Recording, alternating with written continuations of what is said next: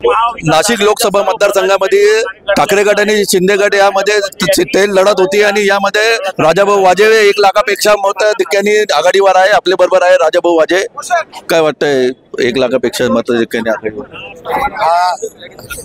हा लोकांचा विश्वास आहे सर्व नेत्यांवर, खास करून आदरणीय उद्धवजी असतील, आदरणीय पवार साहेब असतील, महाविकास आघाडी असेल, यांच्यावर दाखवलेला हा विश्वास आहे आणि सर्वसामान्य कार्यकर्त्यांनी, महाविकास आघाडीच्या नेत्यांनी, सर्वांनी उपसलेल्या कष्टाचं ही चीज आहे असं मला वाटतं। आता थोडेच फेऱ्या राहिले, विजयाचे निश्चित जवळपास आहे। आपण काय सांगू मी आता, जे आहे ते आपण पाहत आहोत। सर्वत्र आनंदाचं वातावरण आहे।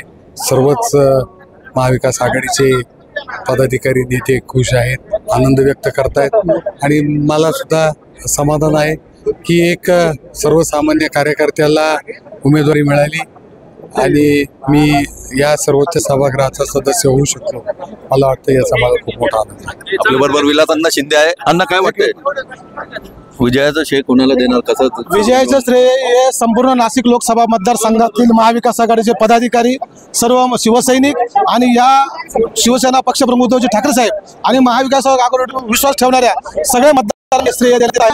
ऐतिहासिक सगळ्यांचा आशीर्वाद या टिकतोय आणि येणाऱ्या काय निवडणुका होतील तेवढ्या निवडणुकामध्ये या गद्दारांना त्यांची जागा दाखवली। हा एकच गद्दार नाशिक जिल्ह्यातून आताशी आम्ही हद्दपार केलाय, पण येणाऱ्या काळामध्ये ज्यांनी गद्दारी केलेली त्यांना आम्ही घरी बसल्याशिवाय स्वस्त बसणार। एकूणच नाशिक मधून हा पहिला गद्दार हद्दपार केला आहे। येणाऱ्या पुढच्या काळात आणखीन गद्दारांना हद्दपार करण्याचा इशारा शिवसेनेच्या पदाधिकाऱ्यांनी दिलेला आहे। तबरेज शेख, साम टीव्ही न्यूज, नाशिक।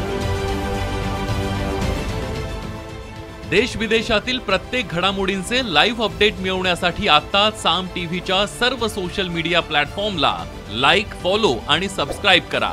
तसंच सर्व नोटिफिकेशनसाठी बेल आयकॉन प्रेस करायला विसरू नका।